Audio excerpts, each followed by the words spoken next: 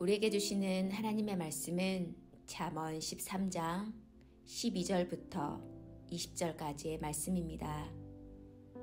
소망이 더디 이루어지면 그것이 마음을 상하게 하거니와 소원이 이루어지는 것은 곧 생명나무니라. 말씀을 멸시하는 자는 자기에게 패망을 이루고 계명을 두려워하는 자는 상을 받느니라. 지혜 있는 자의 교훈은 생명의 샘이니 사망의 그물에서 벗어나게 하느니라.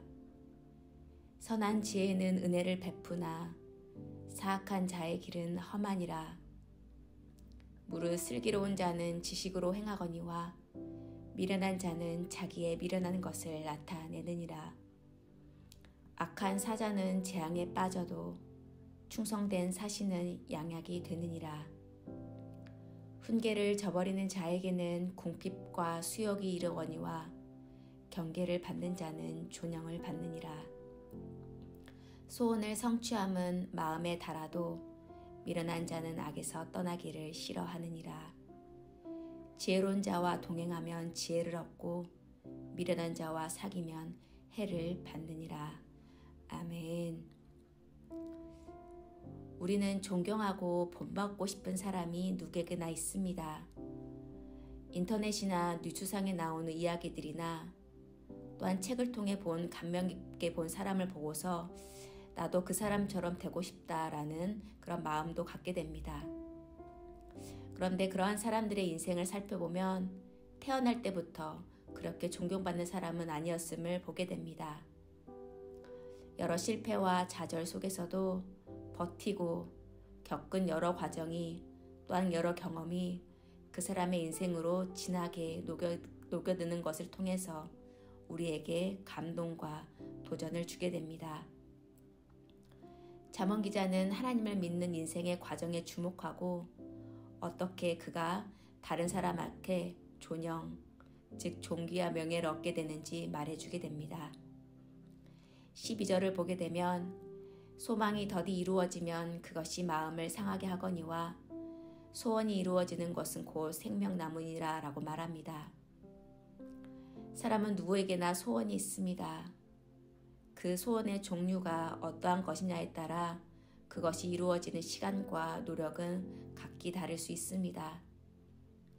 중요한 것은 그동안 소원을 품고 견디고 나아가는 자는 그것이 자신뿐 아니라 사람을 살릴 수 있는 일이 될 수 있음을 잠언은 말해주게 됩니다.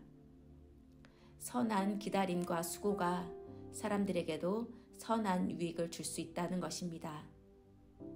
반대로 자기가 소원하는 것이 내 재산만 축적하는 데만 관심을 쌓는 소원이라면 그것을 이루었을 때 일시적 만족은 줄지 모릅니다. 그러나 그것은 오래가지 못하고 결국 내 배만 채우지 생명을 살리지 못한다는 것을 오늘 말씀은 말해주고 있습니다. 14절은 지혜 있는 자의 교훈은 생명의 샘이니 사망의 그물에서 벗어나게 하느니라 라고 말합니다. 이와 연관된 말씀으로 골로새서 2장 3절은 그 안에는 지혜와 지식의 모든 보화가 감추어 있다 라고 말하고 요한일서 5장 12절은 아들이 있는 자에게는 생명이 있고 하나님의 아들이 없는 자에게는 생명이 없다 라고 말합니다. 또한 예수님께서도 너의 보물을 하늘에 쌓아두라 라고 말씀하셨습니다. 즉 생명은 예수 안에 있을 때 흘러나오게 된다는 것입니다. 바로 예수가 생명의 근원이시기 때문입니다. 예수 안에서 흘러나오는 지혜가 또 선한 물질을 통해 하나님의 나라는 풍성해진다는 것입니다.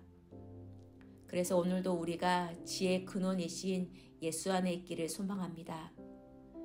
예수 안에 있어서 그분이 주시는 지혜로 말미암아 나와 가정을 살리고 또한 사망의 그물에서 벗어나지 못하는 자들에게 생명의 그물을 던져줄 수 있는 그 사람이 바로 내가 되길 수 있기를 예수님의 이름으로 소망합니다.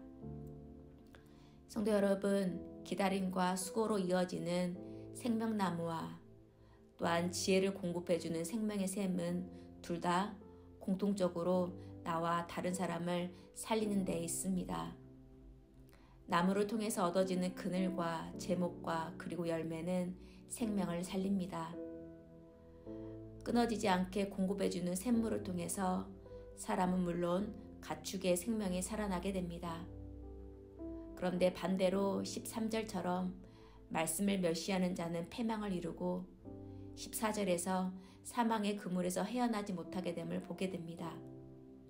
말씀에 하나님 안에 있는 것과 그렇지 않은 것, 그 안에서 추구하는 것들이 결국에는 생명과 사망으로 이어진다는 것입니다.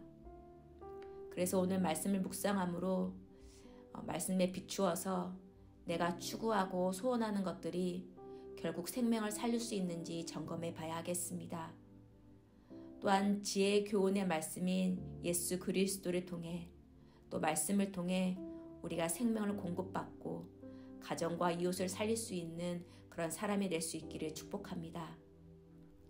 우리는 이렇게 잠언 말씀을 통해 우리에게 주어진 것들을 자족하되 우리에게 주신 물질과 시간이 또 우리의 소원이 하나님 나라를 위해 쓰일 수 있도록 해야 합니다. 그래서 그 수고와 노력이 나뿐 아니라 가정과 교회를 살릴 수 있는 밑거름이 될 수 있기를 소망합니다. 마지막으로 18절은 훈계를 저버리는 자에게는 궁핍과 수욕이 이르거니와 경계를 받는 자는 존영을 받느니라 라고 말합니다. 앞에서 언급한 것처럼 사람들에게 존영과 존귀, 귀하게 대접받는 것, 또 영광을 받는다는 것은 저절로 얻게 되는 것이 아님을 보게 됩니다. 가족과 가까운 이로부터 듣는 훈계와 경계는 처음 들었을 때 기분이 썩 유쾌하지는 않습니다. 그러나 듣기에 편한 말이나 칭찬만을 듣고 훈계를 듣지 않는 사람은 결국 제자리에만 머물게 되어 있습니다. 여러 훈계와 경계의 말을 통해 변화하는 사람과 또한 그렇지 않은 사람은 시간이 지나게 되면 그 결과가 확연하게 달라짐을 보게 됩니다. 훈계와 경계는 그동안 나의 습관들을 버려야 하는 수고로움이 있습니다. 또한 꾸준히 변화시키는 노력과 훈련의 과정이 필요한 것이기에 쉽지만은 않습니다. 그러나 그러한 수고의 과정을 통해 맺는 열매는 존경과 칭찬임을 기억해야 합니다. 특히 하나님의 말씀에 그 훈계에 비추어서 나를 변화시키려는 과정은 하나님께서 칭찬하시고 하나님께서 인정해 주실 것입니다. 오늘도 말씀에 비춰 생명의 샘인 그 예수의 지혜를 붙들며 나아갈 때 하나님께서 착한 일꾼이라 칭찬받는 사람이 될 수 있기를 소망합니다. 함께 기도하겠습니다. 하나님, 우리가 소망하는 것들이 어떤 것인지 살펴볼 수 있는 지혜가 있게 하옵소서. 비록 적은 것이라도 하나님 나라를 위해 쓰이길 바라는 마음과 또는 그러한 정성이 우리에게 있게 하옵소서. 훈계와 경계를 지킬 때에는 수고와 시간이 걸리겠지만 우리가 말씀에 비춰서 포기하지 않고 나아가도록 하여 주시옵소서. 인내를 가지고 나아가게 하여 주시옵소서. 생명의 샘인 예수의 지혜를 붙들고 나아갈 때 하나님과 사람 앞에서 또한 칭찬받는 사람이 되게 하여 주시옵소서. 예수님의 이름으로 기도합니다. 아멘.